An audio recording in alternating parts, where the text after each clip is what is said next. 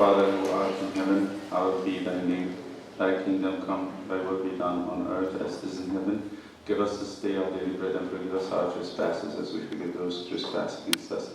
Lead us not into temptation, but deliver us from evil. In Christ Jesus our Lord, thine is the kingdom, power, and glory now forever. One of the things that we got from the last night talk about being single that can be used in a married life. Anybody remember anything? We have lost our memory. It's okay. I lose my memory very quickly. Anything that we got from last night? Can we give her the You have a lot more time as a single person than you do than a married person. Right. The single person has the energy and the attention and the time to give to the Lord much more than, but we said much more than a married person. But we said something about the struggle that the married person would have. What is it? Remember? We said that the married person has a struggle that he is trying to do what? Or she. Please hope. Please the family, earthly, and please That's God. what St. Paul said, but I think there's a reconciliation that can happen. I remember I told you this last night. The hardest point is to please God through the family. That is the hardest thing to do. Is I am serving my family, I'm trying to please the Lord. So this is extremely important before you think about managing time. If you have to fix things, you have to fix what we call the paradigm. That's a very interesting word. When I learned about it, you can look it up on Wikipedia. The paradigm. Anybody knows about the paradigm? Paradigm. Then we'll talk about the paradigm shift. You talk about this in work. Talk about it all the time. So let me show you what that means. First of all, we have this concept from St. Paul. Therefore, he says, awake, this is from Ephesians. You who sleep, arise from the dead, and Christ will give you life. We start by talking about waking up. See then that you walk circumspectly, not as fools, but as wise, who sleep all the time, not physical sleep, just like whatever. You hear him say whatever. That is a fool, not a wise. Redeeming the time. What does it mean to redeem time? Redeem time. What does it mean to redeem time? Muftadeen al-waqt. To redeem it is to save it from being wasted. المفتدين الوقت معناها تخلص الوقت من انه ايه؟ يضيع. خلصه انه يضيع. Which is important that we understand the concept of redeeming time. That if you are awake and arise, you'll be able to do what? No one who's asleep can redeem time. Because the days are evil. There will be days that you cannot do anything. You might as well do it now. And wake up and start thinking wakefully. Don't say tomorrow. Maybe tomorrow you will not have that energy, or the wise wisdom, or the time, or the health. Therefore, do not be unwise. Again, he says, fools waste time. Wise, awake, and redeem time. But understand what is the will of the Lord is. When we wake up, we want to know what God wants from me. And do not be drunk with wine in which dissipation. This is another word. I like this word. Dissipation. What's dissipation? Something to dissipate. Goes of waste. So again, there is this image of الحاجة اللي بتضيع. الخمرة بتضيع ايه؟ العقل والوقت. It dissipates energy and it dissipates time. Why? I hope none of you experience this, but drunk people, they get lost in their drunkenness and they get lost time in waking up from it. They get a hangover. تاني يوم بعد ما يخلص الشرب بتاعه اليوم بيبقى زي بعضه مش عايز حد يجي جنبه. The day becomes very terrible after the hangover. You get headache, you don't want to talk to anybody, right? So this is dissipation. It is against redeeming time. But be filled with the Spirit, speaking to one another in psalms and hymns and spiritual songs, singing and making melody in your heart to the Lord, giving thanks always for all things to God the Father in the name of our Lord Jesus Christ, submitting to one another in the fear of God. Before he goes to say, wives, submit, he says, submit to one another. This is how we redeem time, that you work for God, because it's all about serving Him. So let's talk about this paradigm shift first. What it means to have a paradigm. Paradigm is going to be explained by this image. What do you see? And every one of you wants. Have you seen this before? Yes. Have you seen it? So you understand this image. I feel القصة بتاعت الصورة دي. What do you see? In his book, The 7 Habits, he starts with this. How old is this woman? She's very young, right? Because you see her turning her face around with the little nose, the lashes, and that's her chin, right? Huh? What, Peter? I don't see the old one. You don't see the old woman. There is an old woman there, definitely. I'm going to show you the old woman. That's her eye, the lashes, and she's looking down.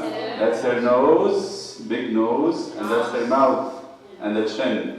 And she has a fair coat, and she has a head scarf. The nose, just focus on the nose. Here's the nose, and that's another eye.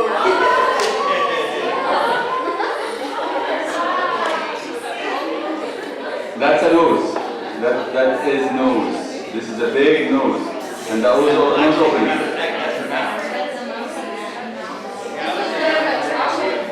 That's because my wife is young. Yes, بس انت صغيرة خالص, and this is an eyelash of. There's two eyes here. There's an eye, there's another eye, and there's a puffiness under the eye here, and there's a nose. So you can see things that you didn't think it exists. They call this paradigm shift. What is paradigm? Is a way of looking at things. يعني وجهة نظر بالعربي. You might not be seeing everything. That is the point from this. يعني عايز اقول ايه؟ مش لازم الواحد يكون شايف كل حاجة بالنظرة اللي احنا شايفينها. You might have other visions, and it's okay. And you're looking at the same thing. You're all looking at the same thing, and some of us see something, and some of us see, and it is okay. It is fine. It's absolutely fine that we can have different ways of looking at things. Anybody still not seeing the two? You're struggling to see both of them? Yeah, but the nose is too big, you know. It is too big. It is too big and yes, yes. Okay? To call that it is paradigm. Paradigm is a frame of looking. Window. I look at things from one window.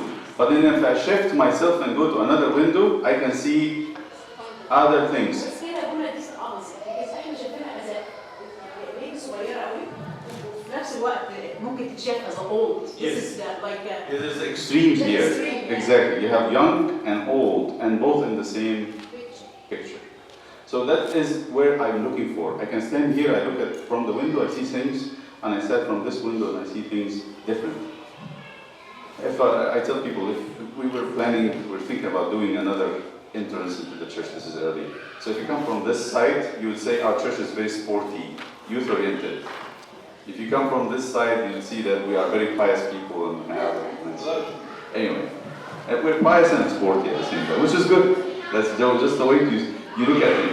Okay, so this is called paradigm shift. You move your way of thinking depending. So in a family, in a friend's group, in a church, you need to be open to other ways of looking at things, and that would make life much easier.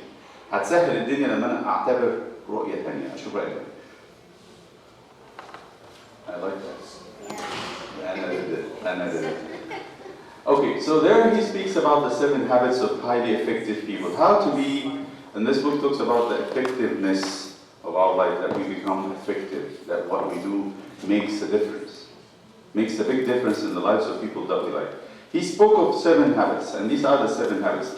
There's a quote here, you have it from that man, Stephen Covey is the writer of the book. He's a very wealthy man now, he's very famous. He had the Covey Institute, he teaches the 7 habits. He gives lecture to big companies, and people are like interested in what he's doing. In the beginning of his book, he said, in the old times, you used to do the time management agendas. You get your own agenda and write your stuff. He says, that's not effective. You really need first to examine other things. And these are the 7 items that he had us examine. He said, our character is a collection of our habits, These have a powerful role in our lives. They make us what we are and determine how much success we enjoy. The habits are habits because you are going to, why they are called habits? You do it regularly. You don't do it just one time. This something has to be adopted as a way of living. So it became a very, translated to almost all languages, very famous book. Be proactive, he says. What does the word mean, proactive?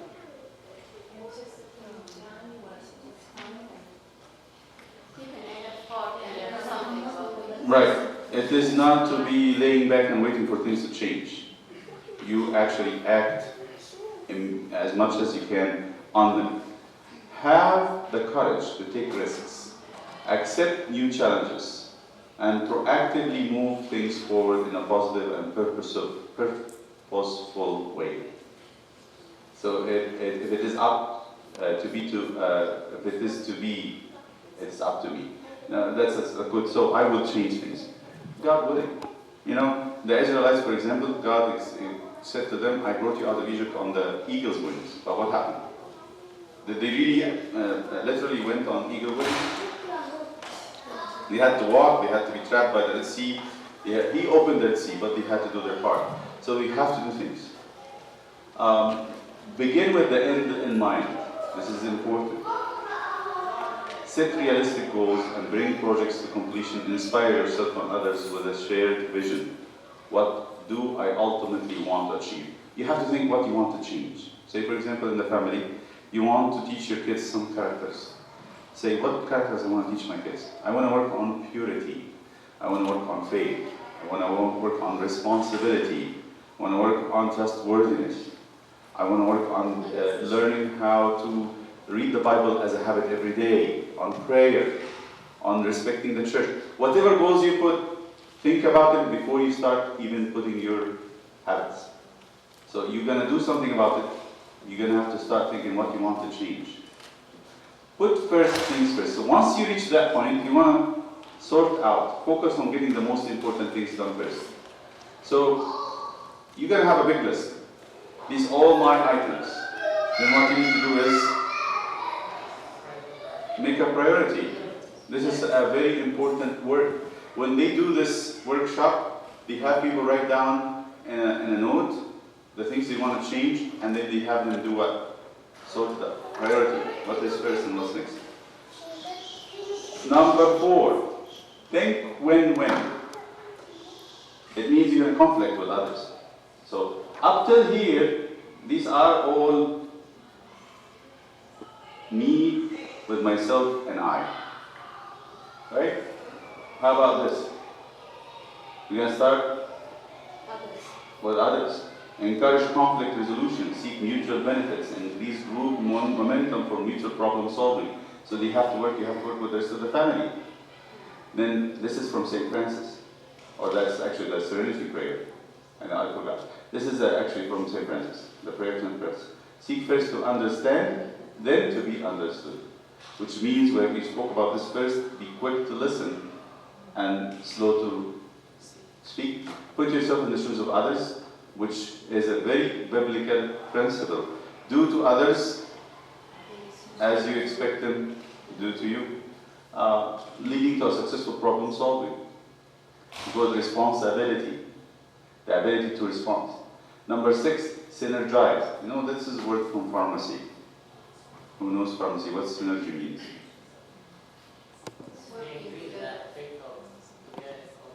One plus one equals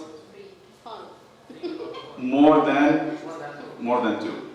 So I can do my part, you do your part. When we work together, not separately, the result of what we do is much bigger than each of us when we combine our works together. I work alone, you work alone, let's put the work together. When we work together, actually physically we get more. And the last one is sharpen the sword. Means that you have to continuously improve what you're doing, think about how much you achieved and how to make it better. Let me go, we'll go through them again, but let's go through certain aspects of that. So back again, be proactive. You don't say, I'll wait for things to change. No, you start working what you can do.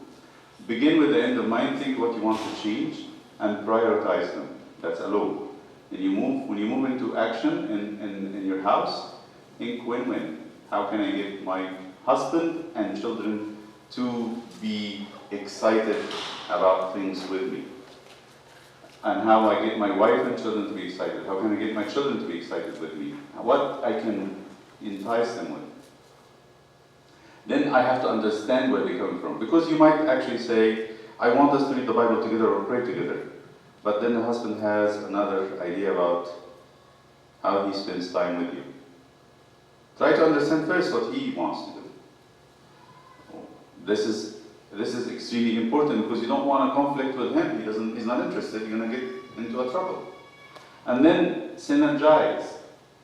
Once you get the person involved, you want to work together to achieve higher levels of success. Sharpen the sword is to keep rehearsing and finding out if your priorities are going the way you want it to do. Let me go through the habits as much as very fancy. It was Anna, not me. I don't do that. Anyway, that was not me. So, first things first. Remember, be proactive. Second one is first prioritizing, right? Let's go again so we can get that. I'm sorry. Begin with the end in mind. Now, I want to reach. Yes. First things first is the third one, right? So, how can I do this? To think about it, he divided everything we do in our life into 4 quadrants, depending on urgency and importance. There is something that is important and urgent, he called it quadrant 1. Something not urgent and important, he called it quadrant 2. Something not important but urgent, he called it quadrant 3. Something neither urgent nor important, he called it quadrant 4. Okay? So what kind of things are urgent and important? Crisis. You have an accident, you need to go to the emergency room, not bathroom. Emergency room. It's urgent too. A medical emergency, pressing problems, deadline-driven projects, last-minute preparations. We had an emergency. Quadrant 1 is this retreat. Right? So, last-minute preparations for scheduled activities. This was called quadrant 1. Now, the quadrant 2 actually has stuff that we do on a daily basis: preparation, planning, prevention, value clarification, exercise, relationship building, true recreation and relaxation, education. When people go to study their books every single day, building my relationship with God, reading the Bible, this is all quadrant 2. This is not urgent, but it's really important. Your relationship with your family and friends is quadrant 2. You build them up, people that are important in your life. But it's not emergency, it's not urgent. Quadrant 3 is not important but urgent. For example, interruptions. Some phone calls, emails, reports, meetings, many pressing matters, many popular activities. You get a text message in the middle of your study. You leave your study and look at the text message. That is, which is not important. That is quadrant 3. Now let's go to quadrant 4. This is not important, neither urgent. Trivia, busy work, junk mail, gossiping, of course. Some phone messages, emails, time wasters, escape activities, viewing mindless TV shows. These are all quadrant 4. These are neither urgent nor important. What he's saying is, in sorting things first, you have to avoid by all means these 2. When I go into watching TV without any goal, it's a waste of everything. This is what Paul calls it, dissipation. Like drinking wine. That's not supposed to be in my life. 3, I will avoid as much as I can. Not urgent, but number 2 is actually the main. He says main goal should be here. Building a relationship with your family is extremely important. Building a relationship with God is extremely important. These should be priorities. relationship with God, and family and career. He says, which I agree with him, we need as humans 4 activities. And he started them with the L, so you remember them. We need to live. Anybody remember? Live, love, learn, leave a legacy. Live, love, learn, leave a legacy. To live, it is our maintenance of life, like food, drink, recreation, exercise, relationships. What is the second one? Love. You have to have a source of love, which would be God and your family, your spouse and children. To learn, you have to continuously be learning. We should not leave ourselves without learning. St. Paul said it to Timothy. Keep yourself and reading. You have to keep reading and learning. You don't stop. The moment you stop learning, you condemn yourself to aging. You said, I'm done. And the last one, leaving a legacy. You are building something that after we go from this world, people would, and the best thing I can leave as a parent would be my kids. They would carry my name. And people would say, if I was a good parent or not, from my kids, that would be the best legacy. Now, he says, when you go to quadrant 1, we have to manage it, to minimize that. But your focus should be here. 99% of your time should be in quadrant 2. That's not urgent, but extremely important. This, you keep emergencies away by exercising, by avoiding risky behavior, by eating healthy, etc. Okay?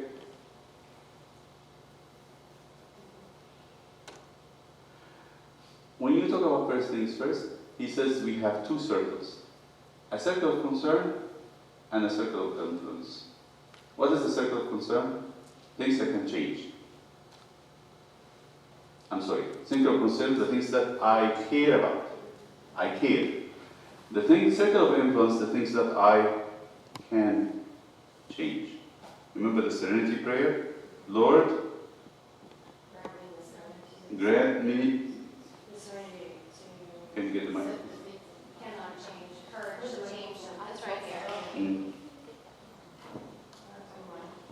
God grant me the serenity to accept the things I cannot change, the courage to change the things I can, and the wisdom to know the difference. That's the great thing, is the wisdom to know the difference. So, I might be concerned about the troubles in China. Very concerned about it. And I have seen people follow the changes that happens in Egypt daily, almost on an hourly basis. They are stuck to the internet, and they're looking at it on an hourly basis. But what are they going to do about it? So what's happening to the circle of concern? It's very big, and the circle of influence is getting smaller and smaller because you can't do anything about it. They're not even praying about it. So what happens to the energy of this person? Dissipated. Their time and their energy is washed away. So this is extremely important too. I concern myself with much more than I can influence. I'm not doing a good job. That's why you have to watch. You're watching on the internet, you're going on Facebook, you're busy with others' interests and minding other businesses. What are you going to do about it? Nothing. You're wasting your time. And you're actually more and more losing time. You're not wise. You're not redeeming time.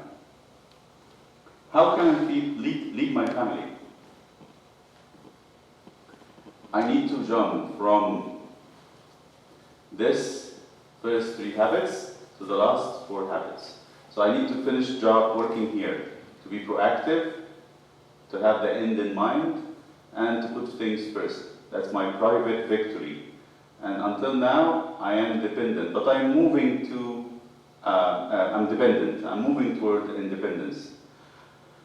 When I finish with this, I think I will be a little bit independent. I'm more independent. Because here's what I think by dependence and independence. I think this is a mistake. To be active, I get more and more independent. I'm not waiting for things to change. Right? I'm not dependent on circumstances. And I hear this a lot, and I get a little bit pain in my chest when I hear people say, because he, because she because my circumstances, because. They're very dependent.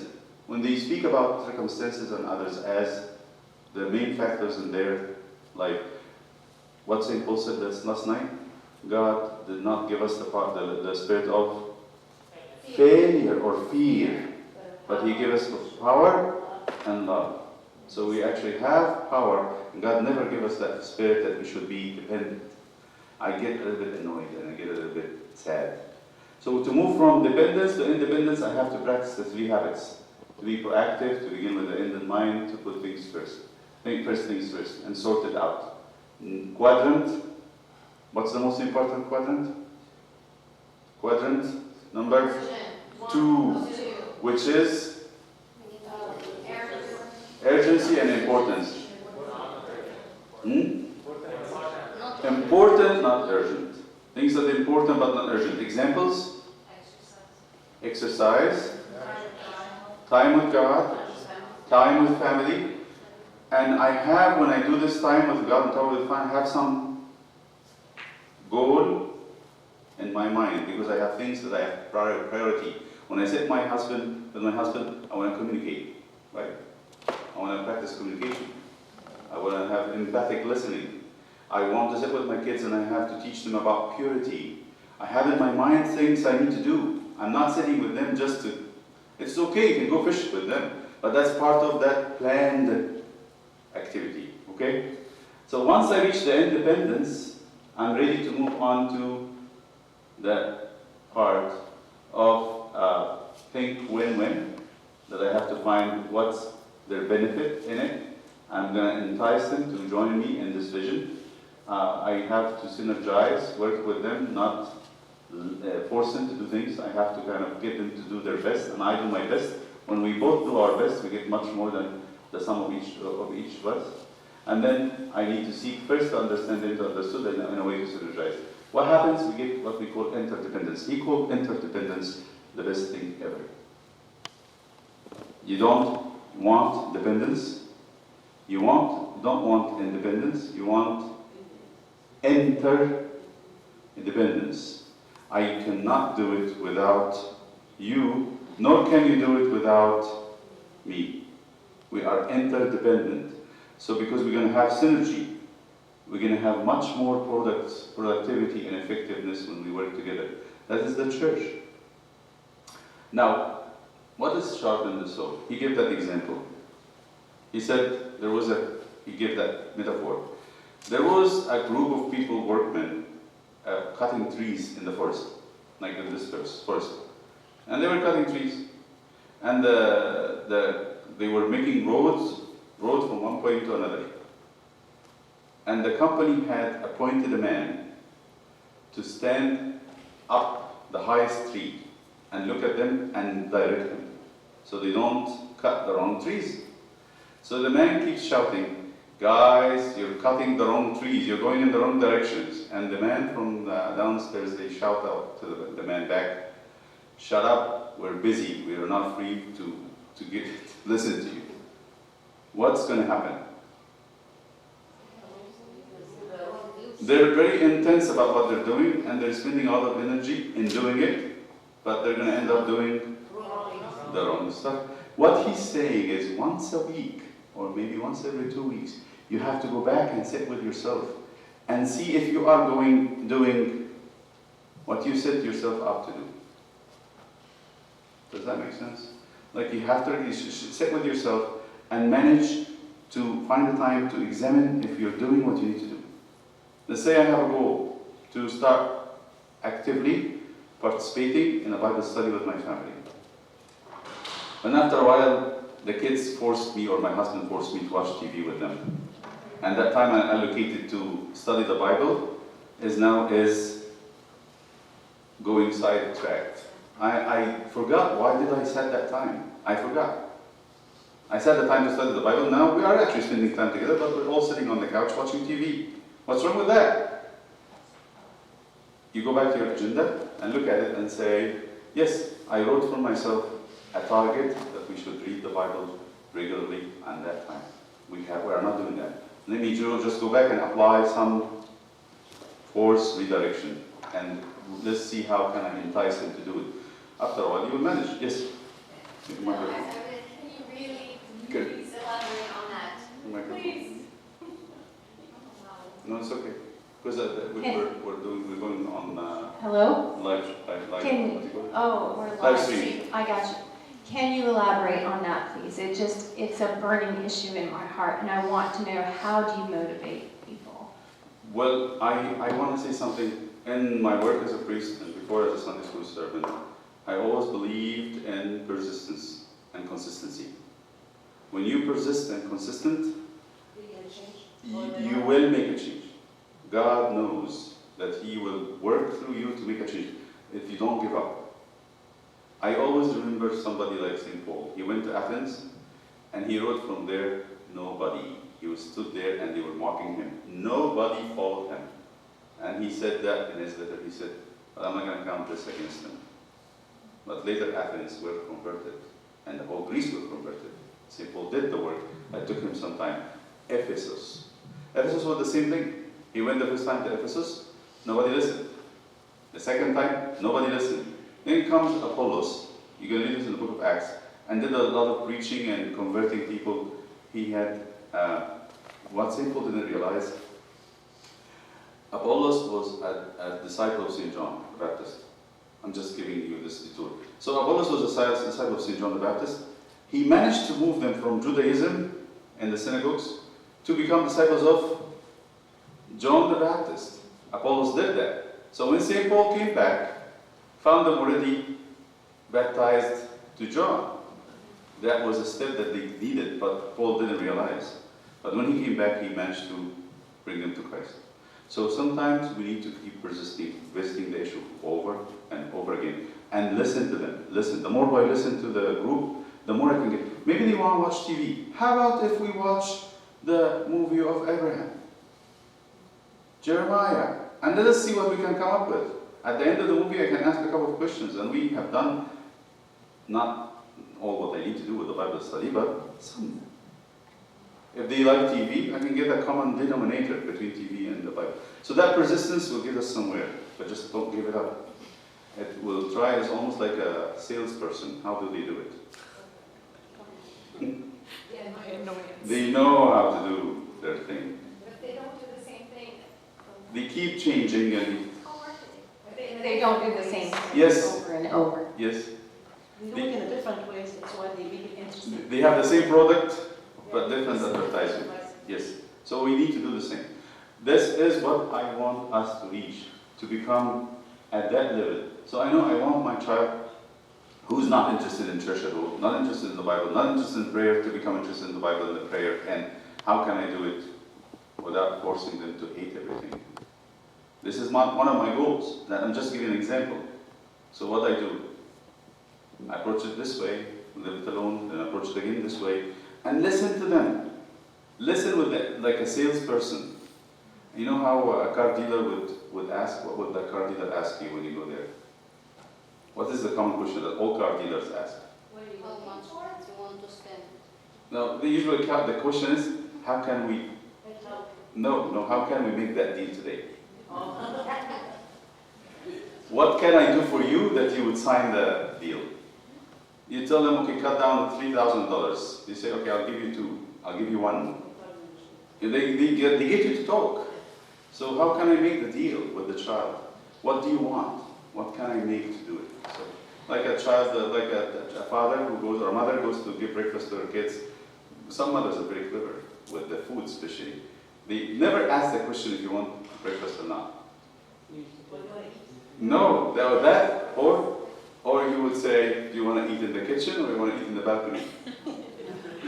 What is already decided is, but they got the kid to think of. That's synergy. That's win-win. I'm going to give you something, and I'm going to take something. I'm going to give you the food. I'm going to take the food, actually, because that's my interest, and I'm going to give you the space. Win-win. To think win-win. How can I give them something in return? And slowly, you develop the habit. So I'm done with the habits, and just because you're very tired, I know at the end of the day. Just I want to go back and do a review of the book, and I will ask you to share with me. So we said the paradigm shift is to see things from, this is going to help. Why is this important to have the paradigm shift? Why is it important? To accept all points of view. To, Accept all points of view. can you get the microphone please?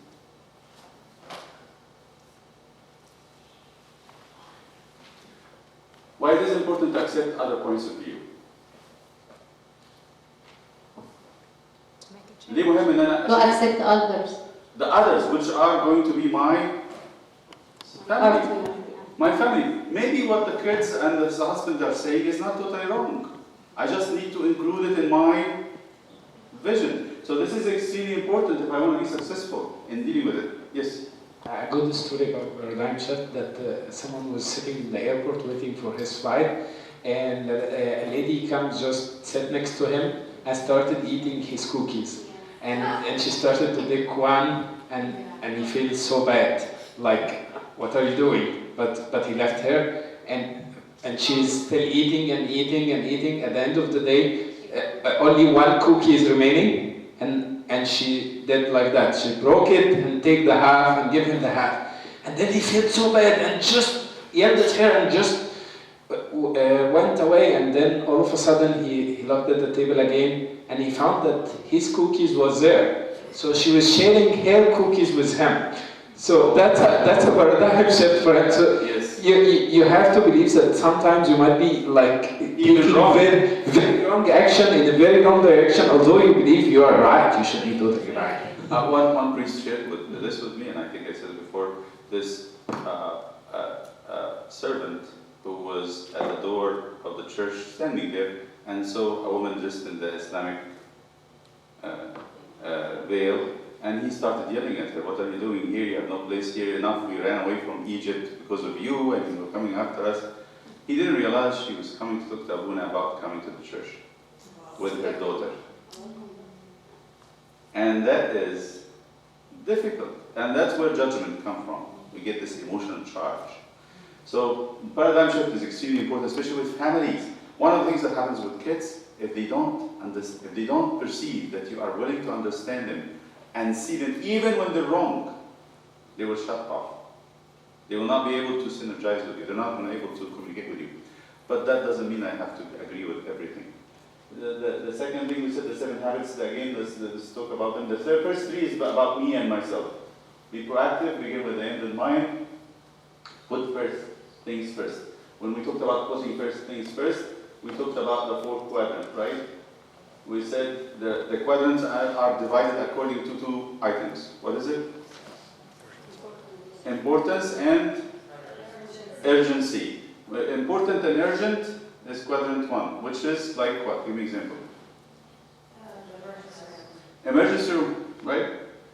Something that I cannot escape from. It's really important, but it's also emergency. What about quadrant 2? What they are? No. From the urgency and importance. It is important, but not urgent. These are the most important, which are examples. Relationships, learning. We said the 4 things: to live, to love, to learn, to leave a legacy. And then number 3 is the 3 and 4 that we should avoid by all means. Number 3 is phone calls, emails, texts. What's number 4? Things that we don't have any urgency or importance. Yes? He said also about number 3, if you can delegate it, that would be much more better. But number 4, try to avoid, not to do it at all. Yes. Some people go just on the internet and just surf. They don't know what they're doing, what they're doing. That's really what St. Paul's talking about. This is exactly the dissipation. It's almost like it's better you get a bottle of wine and get done with it than to sit on the internet or Facebook or watch the talk shows or even the soap operas or the Turkish, what's that? Turkish shows. It's a soap opera in Arabic. So these are all 4. We don't want to do that at all. And then we said What is the difference between circle of influence, circle of concern, and what happened? What should happen? Circle of in concern is. Give me an example. Problems in Egypt that I don't do anything about it except praying, and I can pray about it every day for 3 minutes, twice a day to God. Yes? What are the circle of concern? Things that I cannot change. If I can change them, they can become the circle of influence. What is the most appropriate thing? That the circle of influence and the circle of concern becomes one. Right? One of the things that can happen, that's something with me personally, I get my circle of influence bigger than the circle of concern. What will happen? And with most of us at this point, you get spread too thin and you get anxious, very anxious, because you can do a lot. I remember one day in the test, I knew the test, I knew the exam, I read the questions, I got the questions, I know them. I got panicky and I got hyperventilation because I knew I'm not going to have time to finish all of them. I got greedy. So sometimes we get anxious because we have a lot of things we can do, but we don't have the time. Too many people to kill, too little time. What's that quote from the Mission movie? Anyway, so to lead my family, I need to start with from dependence to independence to interdependence. The first three will give me my private victory. The last three or the last four will give me the family victory. I need to sharpen the soul, sit together with myself and review my goals every week. Am I doing what I need to do? Have I started to do the things that I set myself to do? Have I cut down on my internet time?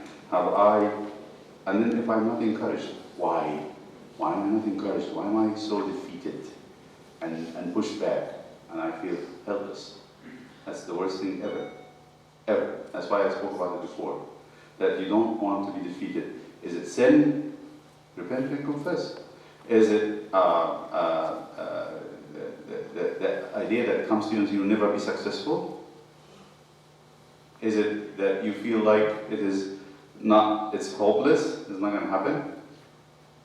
Okay, I'm done. Any questions? This is the gist of the book. This is what actually the main things of the book. If you have not read it, this is important. So how you manage your life, I think this would help a lot. This would help a lot to think about planning and be effective in your kind of place in the family. Okay, let's say our part.